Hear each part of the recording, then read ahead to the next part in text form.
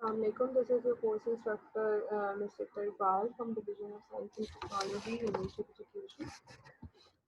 Lecture के अंदर हम लोगों ने प्रोजेक्ट क्वालिटी मैनेजमेंट स्टार्ट किया था और हमने उसके अंदर ये कुछ चीज़ें हैं जो पढ़ी थी, स्कोप एस्पेक्ट्स पढ़े थे, डिज़ाइन स्टाइल्स पढ़े, क्वालिटी प्लानिंग पढ़ा था और प्रोजेक्ट क्वालिटी मैनेजमेंट की पहले प्रोसेसेस देखे थे और उसके बाद हमने उसकी समरी को जो है वो पढ़ा था। सो आज की क्लास के अंदर हम लोगों ने स्टार्ट करना है who is responsible for the quality of project. Project की क्वालिटी के लिए रिस्पॉन्सिबल कौन है, हमने कौन सा काम किस से करवाना है, ये हमें पता होना चाहिए। Project managers are ultimately responsible for quality management on their projects। अगर आप देखें कि प्रोजेक्ट मैनेजर की जो ड्यूटीज़ हैं वो शुरू से शुरू हो जाती हैं। मैं आपको ITPM पढ़ाने के पहले लेक्चर से बताना स्टार्ट किया हुआ है कि अगर मैं कह रही हूँ कि रिक्वायरमेंट इंजीनियर एक बंदा है जिसने सबसे पहले आपके क्लाइंट के साथ डील करना होता है, तो आपका प्रोजेक्ट मैनेजर वहाँ से काम स्टार्ट करता है और मेंटेनेंस और क्लोजिंग के टाइम तक उसका काम जो है वो पाइपलाइन रहता है। वो हर एक चीज़ में कहीं न कहीं आपके शामिल रहता है। प्रोजेक्ट के लाइफ साइकिल्स क्या हैं, प्रोजेक्ट की ऊपर कॉस्ट कितनी लगनी है, प्रोजेक्ट का जो टाइम है वो कितना होगा, प्रोजेक्ट के ऊपर रिस्क आ रहे हैं, डिफेक्ट्स आ रहे हैं तो उनको किस तरह से यूज़ किया सॉल्व किया जाएगा। टेस्टिंग हो रही है तो टेस्टिंग किस तरह से करनी है, परफॉर्म मतलब कि आपका जो प्रोजेक्ट मैनेजर है उसको समहाउ द अदर आपके प्रोजेक्ट के साथ हमेशा से टच इन रहना होता है। Several organizations and references can help project managers and their teams understand quality।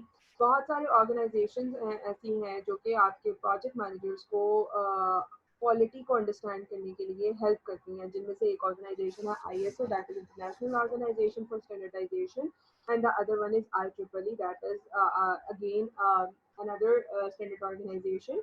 और ये आपको डिफरेंट स्टैंडर्ड्स प्रोवाइड कर देते हैं जो कि आपके प्रोजेक्ट मैनेजर्स इस्तेमाल कर सकते हैं अपने प्रोजेक्ट्स के अंदर, अपने टीम को बता सकते हैं और वो उसको यूज़ करके अपने प्रोजेक्ट्स को बेहतर और अच्छे स्टैंडर्ड्स के अकॉर्डिंगली बिल्ड कर सकते हैं। When product systems, machinery and devices work well and safely, it is often because they meet standards। अब ISO के अंदर वो यही कह रहा है कि एक इंटरनेशनल स्टैंडर्ड ऑर्गेनाइजेशन है, वो कह रहा है कि आपकी प्रोडक्ट्स जब बिल्कुल ठीक काम कर रही होती हैं, जब उसकी डिवाइसेस बहुत बेहतर और सेफली काम कर रही होती हैं, तो इसका पर्पज़ या इसका मतलब यही होता है कि आपकी ऑर्गेनाइजेशन जो है, जो आप जो डेवलप कर रहे हैं, आपने कोई अच्छा स्टैंडर्ड फॉलो किया है। The organization responsible for many thousands of standards which benefit the world is ISO, derived from the Greek isos meaning equal। So आपके पास ऑर्गेनाइजेशन जो हैं वो बहुत सारे स्टैंडर्ड जो हैं वो उनके लिए रिस्पॉन्सिबल होती हैं और आपने उनमें से कोई एक स्टैंडर्ड जो है वो किसी एक प्रोडक्ट के लिए आपने उसको यूज़ किया हुआ होता है और वो जो है आपके प्रोजेक्ट की क्वालिटी को बेहतर करने के लिए आपको हेल्प करते हैं। IEEE Standard Association is another organization, a leading developer of industry standards in broad range of industries: power and energy, information technology, telecommunications, transportation, medical and healthcare, nanotechnology, cybersecurity, information assurance and green technology, globally recognized। अब IEEE ऐसी organisation है जो इन तमाम के तमाम domains के अंदर काम करती है और वो इन तमाम के तमाम डोमेन्स के अंदर स्टैंडर्ड्स प्रोवाइड करती है और अगर आप उन स्टैंडर्ड्स को फॉलो करते हैं तो आप एक अच्छी प्रोडक्ट या एक अच्छा प्रोजेक्ट जो है वो बिल्ड कर सकते हैं। तो आपके ओवरऑल जो क्वालिटी ऑफ प्रोजेक्ट है उसकी जिम्मेदारी तो आपके प्रोजेक्ट मैनेजर की है, लेकिन प्रोजेक्ट मैनेजर खुद से क्या करेगा, प्रोजेक्ट मैनेजर जो है वो अपनी ऑर्गेनाइजेशन को बताएगा कि वो कौन से स्टैंडर्ड्स को फॉलो कर सकते हैं और आपके प्रोडक्ट को बेहतर अच्छी क्वालिटी से बिल्ड कर सकते हैं। Now what is quality assurance. Quality planning वाला फेज जो है वो अब हो गया। क्वालिटी प्लानिंग के अंदर हम लोगों ने स्कोप भी देख लिया, हम लोगों ने वो भी देख लिया कि आपका जो है वो किस तरह से और कौन से स्टैंडर्ड्स आप फॉलो कर सकते हैं। अब क्वालिटी एश्योरेंस के अंदर क्या आता है, quality assurance includes all the activities related to satisfying the relevant quality standards for a project. आपके प्रोजेक्ट के अंदर जो भी चीज़ें फुलफिल करनी है उनके फुलफिलमेंट की जो जिम्मेदारी है वो एश्योरेंस वालों के ऊपर है। Another goal of quality assurance is continuous quality improvement, और अगर आपने उसको बेहतर करना है अपनी क्वालिटी को तो वो भी आपकी क्वालिटी एश्योरेंस के ऊपर ही आता है। बेंचमार्किंग क्या है, आप लोगों ने ये वर्ड पहले भी सुना होगा। बेंचमार्क करने का मतलब सिंपल इसका मीनिंग ये होता है कि आप किस तरह से कंपेयर कर सकते हैं अपनी चीज़ को एक स्टैंडर्ड चीज़ के साथ। बेंचमार्क्स बन जाते हैं, स्टैंडर्ड्स बिल्ड हो जाते हैं या एक आइडियल सिचुएशन बन जाती है, और जब आप कुछ नया बनाते हैं तो आप बेंचमार्किंग करते हैं, मतलब कंपैरिजंस करते हैं एक बिल्ट इन चीज़ के साथ जो सेम सिचुएशंस के अंदर आपने ही चाहे पहले बिल्ड की हो उसके साथ कंपेयर किया जाता है। So that is basically benchmarking. Benchmarking generates ideas for quality improvement by comparing specific project practices or product characteristics to those of other projects or products within or outside the performing organization. अब ये जो आपने benchmarks बनाए हुए हैं ये आपके अपने प्रोडक्ट के भी हो सकते हैं या आपके ऑर्गेनाइजेशन के बाहर किसी और ऑर्गेनाइजेशन के भी हो सकते हैं और आप उसको कंपेयर कर रहे हो तो दैट मीन्स आप बेंचमार्किंग कर रहे हो। पॉइंट नंबर 3 जो क्वालिटी एश्योरेंस के अंदर फॉलो किया जाता है वो है क्वालिटी ऑडिट। आपको पता है कि बहुत सारे इदारे जो है वो ऑडिट्स परफॉर्म करते हैं। तो ऑडिट्स क्या होते हैं? ऑडिट्स जो है वो बेसिकली आपके पूरे काम का एक किस्म का फीडबैक होते हैं। आपने यह देखना है कि जो आपने किया है वो असल में किया ही क्या है, आपने परफॉर्म क्या किया है, वो चीज़ जो है वो आपकी ऑडिट कहलाती है कि आपको काउंटर चेक किया जाता है। So quality audit is a structured review of specific quality management activities that help identify lessons learned that could improve performance on current or future projects. So आपने ये देखना है कि आप किस तरह से अपने प्रोडक्ट को रिव्यू करने के बाद आपने ये देखना है कि आप किस तरह से अपने प्रोडक्ट को ज़्यादा बेहतर कर सकते हैं। आप लेसन्स लेते हैं, आप चीज़ें सीखते हैं अपने करंट प्रोजेक्ट्स के लिए भी और फिर आप उसको फ्यूचर में कहीं ना कहीं पे इम्प्लीमेंट भी करते हैं कि ये चीज़ यहाँ पर गलत हुई थी तो अगली दफ़ा अगर उसी नौयत का प्रोजेक्ट है तो उसमें ये नहीं होनी चाहिए। Perform by in house auditors और थर्ड पार्टीज। अब ऑडिटर्स आपके अपने भी हो सकते हैं, दूसरे ऑर्गेनाइजेशंस के भी हो सकते हैं जो कि आपकी क्वालिटी ऑडिट्स परफॉर्म करेंगे और आपको बताएंगे कि यहाँ पर ये चीज़ गलत हुई है। ये ऑडिट्स जो है ये हर तरह के इदारों में और हर डोमेन के तरह के इदारों में किए जाते हैं। ये सिर्फ ज़रूरी नहीं है कि सॉफ्टवेयर के अंदर ही किया जाए। अगली चीज़ है क्वालिटी कंट्रोल। ये जो फाइनल आपका क्वालिटी के प्रोसेसेस थे ये 3 ही थे, एक प्लानिंग था, एक एश्योरेंस था और आखिरी था क्वालिटी कंट्रोल।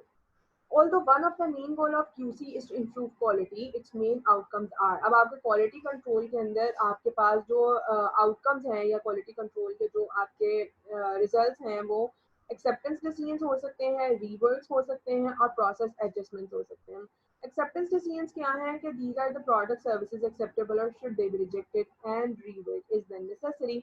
आपने ये देखना है एक्सेप्टेंस डिसीजन के अंदर कि आपने कौन सी प्रोडक्ट्स या सर्विसेज हैं जिनको एक्सेप्ट कर लेना है। अगर वो एक्सेप्ट नहीं होती हैं तो फिर इसके बाद इसका मतलब है आप उसको रिजेक्ट कर रहे हो और अगर आप रिजेक्ट कर रहे हो तो फिर आपने उसमें रीवर्क कराना है या वो बिल्कुल ही रिजेक्शन पे है। अगली चीज आ जाती है रीवर्क की। Rework action taken to bring rejected items into compliance with product specifications can be very expensive.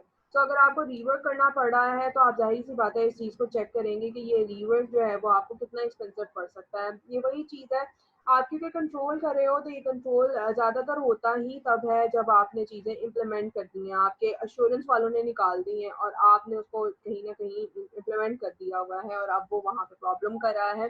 तो ये चीज़ें जो रीवर्क्स हैं यहाँ पर एक्सपेंसिव पड़ जाते हैं। इससे बेहतर ये होता है कि आप इसको पिछले फेजेस पे कंट्रोल करो। सबसे पहले तो ये है कि आप इसको क्वालिटी प्लान पे ही कंट्रोल कर लो। प्लान ही इस तरह से करो कि आपकी चीज़ें जो हैं वो इतनी पुअर ना हो। वहाँ नहीं हो सकता तो फिर क्वालिटी एश्योरेंस पे जाके आप चीज़ों का चेक एंड बैलेंस करो, उसको ट्रैक करो और उसको आइडेंटिफाई करो और उन चीज़ों को रिजॉल्व करने की कोशिश करो।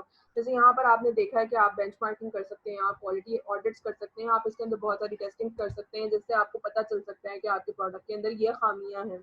अगर वो सब कुछ नहीं होता तो फिर आप आ जाते हो क्वालिटी कंट्रोल के ऊपर। तो कंट्रोल के अंदर तो फिर तो यही है कि आपने उसको एक्सेप्ट कर लिया है। अगर आपने आपके कस्टमर ने उसको एक्सेप्ट नहीं किया, रिजेक्ट कर दिया है तो रिजेक्शन के ऊपर या तो वो टोटली रिजेक्टेड है या फिर आप रीवर्क करेंगे, रीवर्क भी करेंगे तो वो आपको एक्सपेंसिव तो पड़ेगा। Process adjustments can correct or prevent further quality problems based on quality control measurement. Purchase faster server if response time is too slow.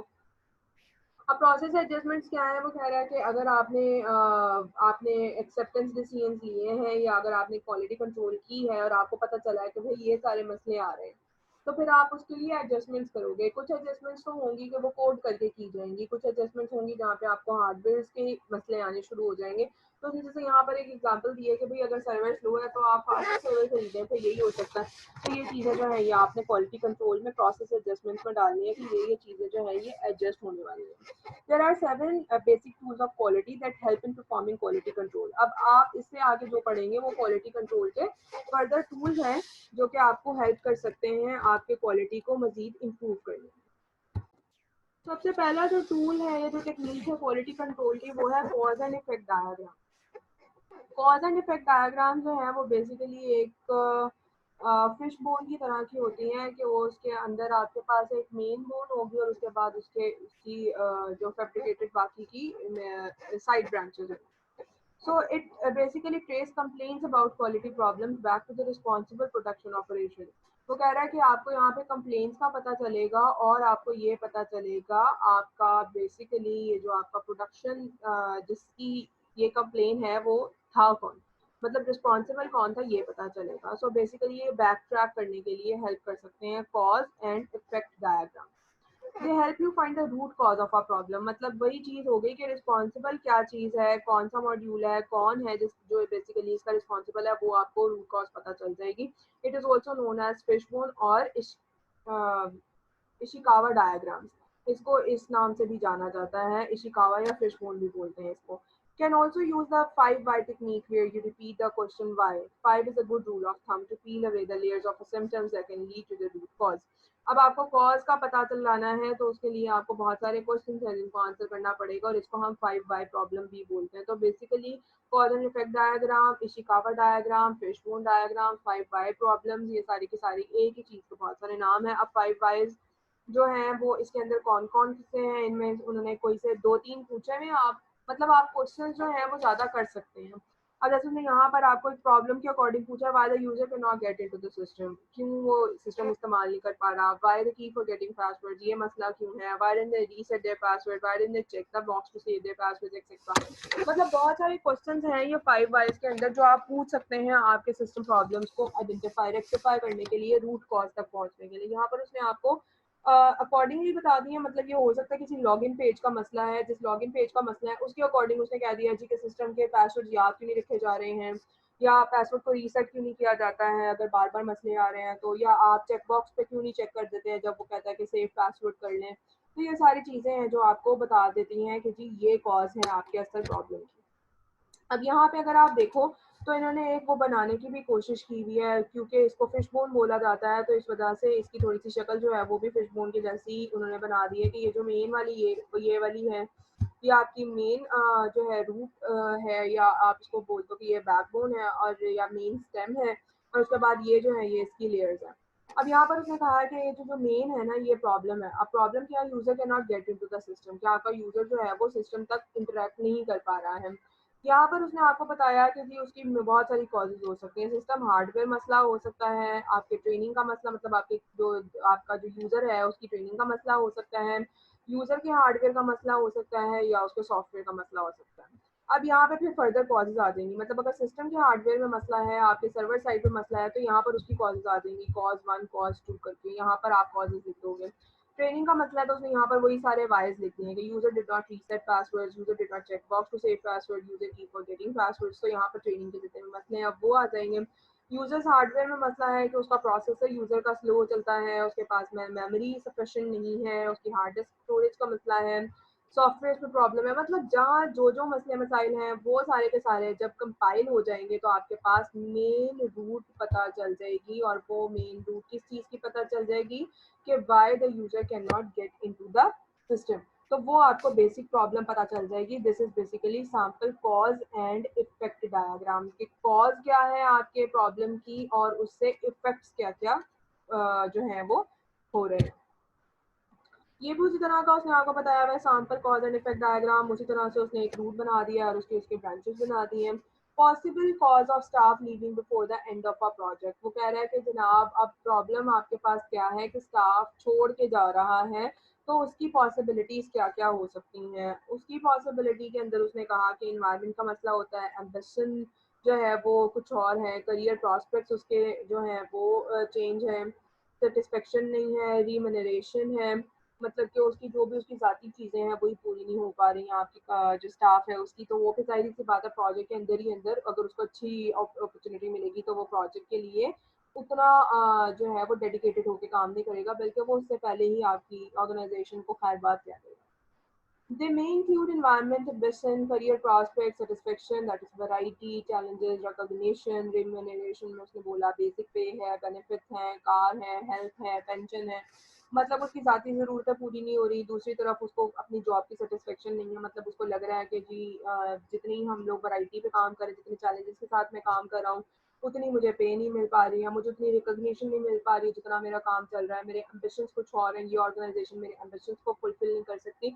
तो देयर आर मेनी थिंग्स जो एक प्रॉब्लम बन जाती हैं स्टाफ लीविंग की, तो उसने यहाँ पर उसके कॉजेज बताने स्टार्ट कर दिए हैं। So this is cause and effect diagram. तो दो एग्जांपल्स यहाँ पर उसने आपको कॉज एंड इफेक्ट की दी हैं, और ये कॉज एंड इफेक्ट जो है वो आपको हेल्प कर सकता है क्वालिटी कंट्रोल करने में। मतलब फॉर द फ्यूचर जो है वो आप यहाँ से सीख सकते हैं और उसको अगली दफा में ना करने का सोच सकते हैं। अगला जो टूल है वो है क्वालिटी कंट्रोल चार्ट का, जिसके थ्रू आप क्वालिटी को कंट्रोल कर सकते हैं। तो कह रहा था control chart is a graphic display of data that illustrate the result of a process over time. मतलब आप एक चार्ट सा बना लें और उस चार्ट के थ्रू आप उसको एक वो ग्राफिकल एक आपके पास इमेज या एक ग्राफिकल रिप्रेजेंटेशन आ जाएगी, जिसके जरिए आपको हेल्प हो जाएगी आपके प्रोसेस के रिजल्ट्स देखने में टाइमली। और अगर आप उसको टाइम टू टाइम देखते रहेंगे तो आपका जो एक पूरा कंट्रोल चार्ट है वो रेडी होगा और आपको पता चल जाएगा कि प्रॉब्लम कहाँ पर आ रही है। The main use of control chart is to prevent effects rather than to detect और रिजेक्ट देम। मतलब आप एक दफा जब आपने कंट्रोल चार्ट बना लिया, आपको पता चल गया कि भाई ये प्रॉब्लम जो है वो आपके पास आ जाते हैं, तो आप अगली दफा अपने डिफेक्ट्स को प्रिवेंट करने की कोशिश करो, बजाय इसके कि दोबारा फिर वही करो। मतलब कि दोबारा आप कहो जी कि ये आ गया था एरर और यहाँ पर आया था और ये यहाँ पर अब हमने इसको डिटेक्ट किया है और अब हम इसको इस तरह से सॉल्व करेंगे। तो बेहतर यह है कि आपने जो क्वालिटी कंट्रोल चार्ट बनाया उसको पहले मतलब प्लानिंग के टाइम पे फिर उसको यूज किया जाए। Quality control charts allow you to determine whether a process is in control और आउट ऑफ कंट्रोल। आपको पता चल जाता है कि प्रोसेस जो है वो कंट्रोल है या नहीं है कंट्रोल में। When a process is in control, any variation, the result of the process are created by random events. Processes that are in control do not need to be adjusted. अब आपके पास कोई एक आधा रैंडम इवेंट हो जाता है तो इसका मतलब है कि प्रोसेस जो है वो कंट्रोल में है। लेकिन अगर नॉन रैंडम हो रहे हैं, मतलब कि हुए जा रहे हैं एक ही तरह के प्रॉब्लम्स हुए जा रहे हैं और हर दफा हो रहे हैं, आपका सिस्टम चल रहा है वो बहुत जो है स्मूथली चल रहा है, लेकिन कभी once in a blue moon वो हॉल्ट कर जाता है, तो फिर उसके ऊपर टेंशन लेने की बात नहीं है। आपको पता है कि भी सब कुछ इन कंट्रोल चल रहा है। लेकिन अगर आपको ये पता है कि भाई मैं जब इतने बर्डन के साथ या इतने ट्रांजेक्शन के साथ अपने सिस्टम को चलाता हूँ और ये हर दफा इसी तरह से रिस्पॉन्स करता है, तो अब ये नॉन रैंडम है। अब अगर नॉन रैंडम इवेंट्स हो रहे हैं तो फिर इसका मतलब है एडजस्टमेंट की जरूरत है। मतलब हर दफा जब सेम सिचुएशन पे आपका सिस्टम चल रहा है तो वो इसी तरह से बिहेव कर रहा है। अगर वो इसी तरह से हर दफा बिहेव कर रहा है तो फिर इसका मतलब है कि प्रॉब्लम है। लेकिन अगर कभी जो है वो ये उसका बिहेवियर जो है वो थोड़ा सा एबनॉर्मल हो जाता है तो फिर इसका मतलब है कि प्रॉब्लम नहीं है, उसके ऊपर परेशानी की जरूरत नहीं है। When a process is out of control, variation in the results of the process are caused by the non-random events. You need to identify the causes of those non-random events and adjust the process to correct or eliminate them. अब अगर आपके पास non random events हो रहे हैं तो इसका मतलब है कि उसको एडजस्ट करने की जरूरत है, और अगर आपके पास रैंडम इवेंट्स हो रहे हैं और प्रोसेस स्मूथ चल रहे हैं तो फिर उसको एडजस्ट करने की जरूरत नहीं है, वो ठीक चल रहा है।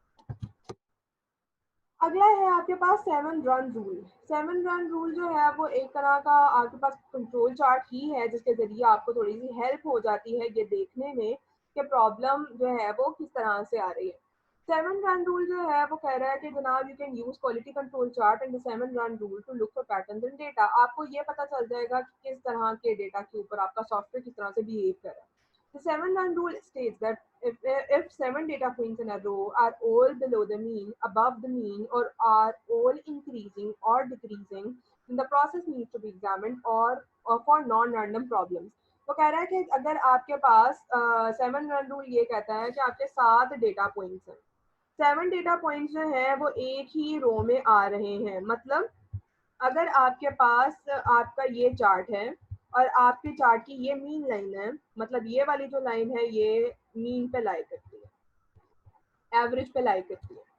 अब अगर 7 पॉइंट्स जो है वो सारे एवरेज से ऊपर ऊपर ऊपर ऊपर ऊपर ही रह रहे हैं, मीन के ऊपर ही रह रहे हैं, या 7 कंसेक्टिव पॉइंट्स है जो मीन के नीचे नीचे ही रह रहे हैं, तो इसका मतलब ये है कि आपका जो डेटा है वो नॉन रैंडम बिहेव कर रहा है। वो हर एक डेटा पॉइंट के ऊपर इसी तरह का बिहेव कर रहा है। 1 2 3 4 5, for example if this is 6 and this is 7, तो फिर आपकी जो मीन लाइन है वो तो ये है ना। तो अगर आपकी मीन लाइन ये है और आप जितने भी डेटा पॉइंट्स आपने कंसेक्यूटिव उठाए हैं वो सारे मीन लाइन से नीचे हैं, तो इसका मतलब है according to 7 run rule there is a problem. और इसी तरह से अगर सारे के सारे कंसेक्टिव पॉइंट्स जो हैं 7 कंसेक्टिव पॉइंट्स ऐसे आए हैं जो कि मीन लाइन से ऊपर है, तो भी प्रॉब्लम है। लेकिन अगर ऐसा है कि ये आपका चार्ट है और आपके कुछ पॉइंट्स ऊपर हैं, कुछ नीचे हैं, और कुछ मीन लाइन के ऊपर भी आ रहे हैं, और वो कंसेक्टिव, जैसे ये एक पॉइंट आ रहा है फॉर एग्जांपल, ये एक पॉइंट आ रहा है, और फिर आप मीन लाइन से नीचे भी जा रहे हैं, एंड देन तो फिर ये प्रॉब्लमेटिक नहीं है। Now this is the thing जो रैंडम बिहेव करी, और इसके ऊपर आपको इतना प्रॉब्लम करने की जरूरत नहीं है। एग्जाम्पल उसने यहाँ पर दी हुई है। The following slide is a control chart for the manufacturer of 12 inches rulers.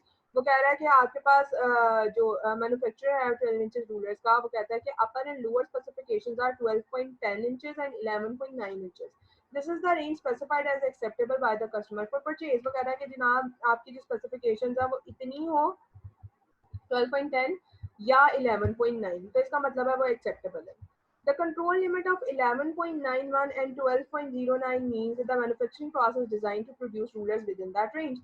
अब आपके जो कंट्रोल लिमिट्स हैं अकॉर्डिंग टू स्पेसिफिकेशन उन्होंने क्या दे दी कि ठीक है जी 11.91 हमारी कंट्रोल लिमिट रहेगी और 12.09 जो है वो हमारी कंट्रोल लिमिट रहेगी। इससे बहुत ज़्यादा नहीं जाना और इससे बहुत कम नहीं जाना। अब यहाँ पर उसने आपको ये एक एग्जांपल दे दिया। वो कह रहा है कि 11.90 जो है वो आपके पास जो है वो इंचेस हैं यहाँ पे, सॉरी यहाँ पे 11.90 जो है वहां से वो स्टार्ट कर रहा है और वो उसको लेके जा रहा है 12.10 मतलब 12.10 तक, ठीक है 11.9 से। यहाँ पे उसने आपको टाइम ड्यूरेशन दे दी है कि ये इतने फॉर एग्जांपल मिनट्स हैं या सेकंड्स हैं, तो ये आपका जो प्रोडक्शन है वो किस तरह से हो रही है। पहला जो आपके पास डेटा यूनिट आ रहा है वो आ रहा है 12.0 पे, तो सॉरी बेसिक मीन लाइन है, तो ये आ रहा है फॉर एग्जांपल 12.01 पे।